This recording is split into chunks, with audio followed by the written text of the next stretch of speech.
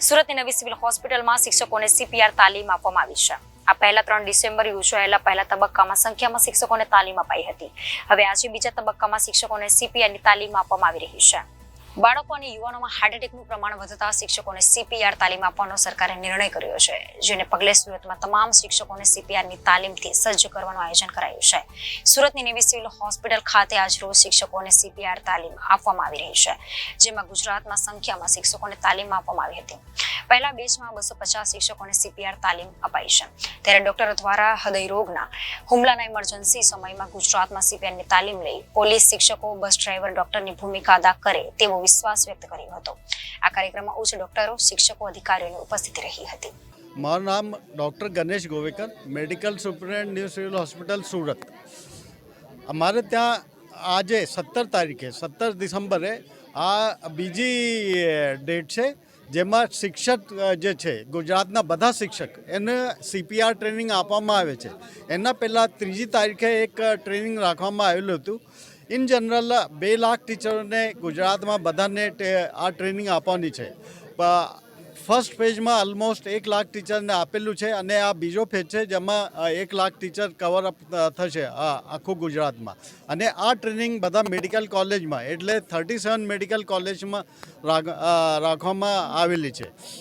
એક ટ્રેનિંગમાં in general one પાર્ટમાં ઇન જનરલ 2500થી 3000 ટીચરને ટ્રેનિંગ આપવાનું રહેશે। આવા 10 સેશન્સ રહેશે દિવસભરમાં, સવારે 9 વાગ્યાથી 6 વાગ્યા સુધીમાં। આ ટ્રેનિંગની બેનિફિટ એવી છે કે એનાથી જનરલ પબ્લિકને CPR ટ્રેનિંગ આપવામાં આવશે, અને આ CPR ટ્રેનિંગને ના લીધે જો કોઈ પર્સનને અચાનક કોઈ હાર્ટ એટેક થાય અને એના ઇમિડિયેટલી CPR જો આપવામાં આવે તો એના રિવાઈવ કરી શકીએ, અને આ રિવાઈવ થયા પછી ઇમિડિયેટલી એને સારવાર માટે નજીકના હોસ્પિટલમાં મોકલીએ તો એની જીવ બચી જાય। ટીચરને આપવાનું મેઇન મકસદ એ છે કે ટીચર સમાજનો પ્રતિબિંબ છે, અને ટીચર બધાને શીખવાડી શકે છે।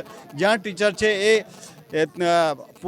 ત્યાં જ્યાં રહે છે ત્યાં પૂર્ણ સમાજના એ ત્યાં જઈને એમને આ ટ્રેનિંગ આપી શકે છે। એના મેઇન હેતુ આ છે। તો આજે અમારા તરફથી ઓલમોસ્ટ 80,000થી 1 લાખ ટીચરને ટ્રેનિંગ આપવામાં આવશે। Thank you. હું doctor Virendrasinh મૈડા, Bharatiya Janata party medical cell Surat શહેરનો પ્રમુખ છું। આજે કાર્ડિયો પલ્મનરી રિસસ્ટિકેશન એટલે કે CPRની ટ્રેનિંગ શિક્ષકોને આપવાનો કાર્યક્રમ છે। હાલના સમયની અંદર નાના બાળકોને અથવા યુવા વર્ગને જે હાર્ટ એટેકના પ્રશ્નો ઉપસ્થિત થાય છે, અને એને કારણે ઘણા લોકોના મૃત્યુ થયા છે। એને કારણે ભારતીય જનતા પાર્ટી આદરણીય પાટીલ સાહેબના નેતૃત્વની અંદર અને ભારતીય જનતા પાર્ટી સુરત શહેર નિરંજનભાઈ અને મહામંત્રીશ્રીના નેતૃત્વની હેઠળ આપણે અહીં સુરત શહેરની અંદર CPRનો કાર્યક્રમનું એક આયોજન કરવામાં આવેલું છે। આ કાર્યક્રમ સમગ્ર ગુજરાતની અંદર આયોજન કરવામાં આવેલું છે।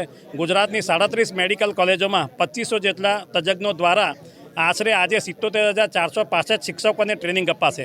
અગાઉ 3જી તારીખના રોજ આજે લગભગ 80,000 શિક્ષકોને ટ્રેનિંગ આપવામાં આવેલી હતી।